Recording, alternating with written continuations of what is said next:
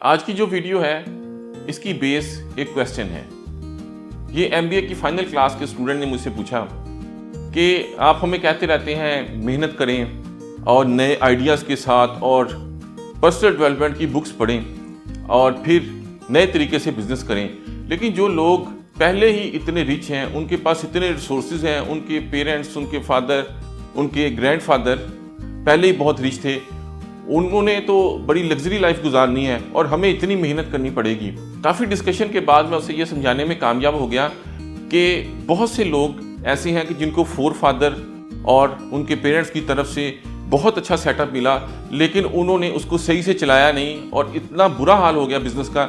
जैसे आप निराला स्वीट्स देख लें, उनका कितना बड़ा सेटअप था और अब वो किसी जगह पे जाके जॉब कर रहे हैं। तो बहुत से लोग ऐसे भी थे जिनके पास कुछ नहीं था और उन्होंने इतनी मेहनत की, इस तरह से काम को, इस स्ट्रेटजी से के साथ काम को लेके आए कि वो मार्केट लीडर हैं। जो सक्सेसफुल लोग हैं वो बेंचमार्क बनाते हैं। अगर कोई सॉक्स की इंडस्ट्री में आना चाहता है तो उसे देखना चाहिए कि पाकिस्तान में सॉक्स मैन्युफैक्चरिंग में कौन टॉप पे है, तो डेफिनेटली इंटरलूप है। तो उसे टारगेट रखना चाहिए कि मैंने इंटरलूप से आगे निकलना है।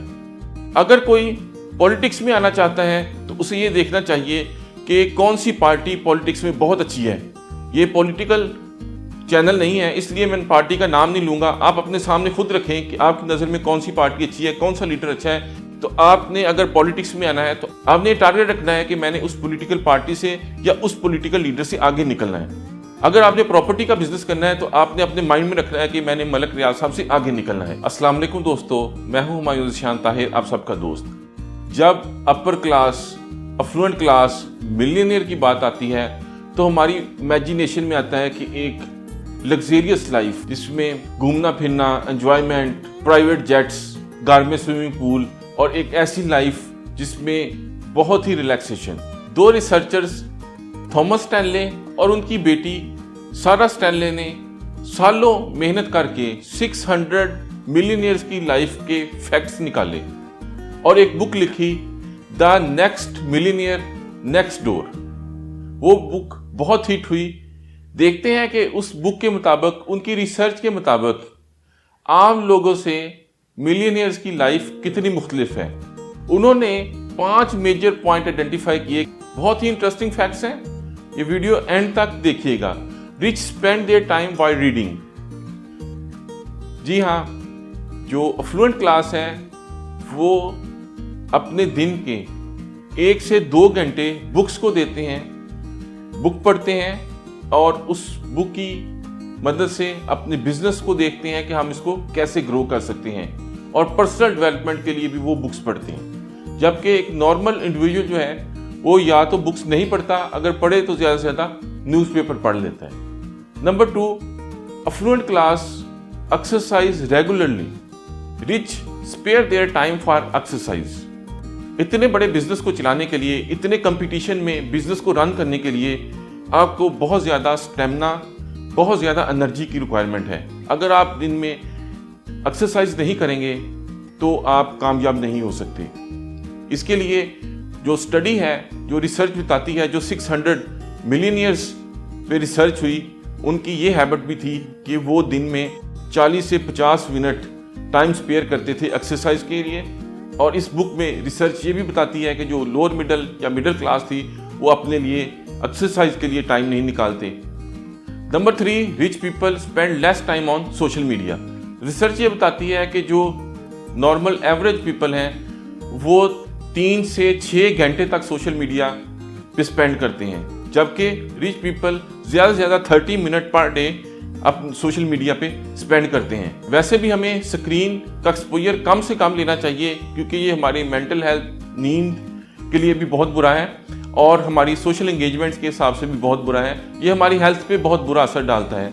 लेकिन अगर आपका कोई ऐसा बिजनेस है जो सोशल मीडिया के रिलेटेड है, फिर तो आप बैठ सकते हैं। लेकिन अगर आप जस्ट स्क्रॉल डाउन करने के लिए, फेसबुक देखने के लिए और यूट्यूब पे टाइम वेस्ट करने के लिए बैठते हैं, तो आपको सीरियसली सोचना चाहिए इस बारे में कि आपने कैसे इस टाइम को कट करना है और दिन में 30 मिनट से ज़्यादा सोशल मीडिया का इस्तेमाल ना करें, और कैसे इस टाइम को अच्छे काम में या किसी प्रोडक्टिव काम में इन्वेस्ट करना है। हमारे एक रिसर्च के टीचर थे, वो ये कहते थे कि इंटरनेट एक जाल है। जब आप रिसर्च करने के लिए बैठते हैं तो ये जाल आपको फंसा लेता है। आपको किसी काम और के लिए गए होते हैं, ये आपको किसी और तरफ लेके निकल जाता है।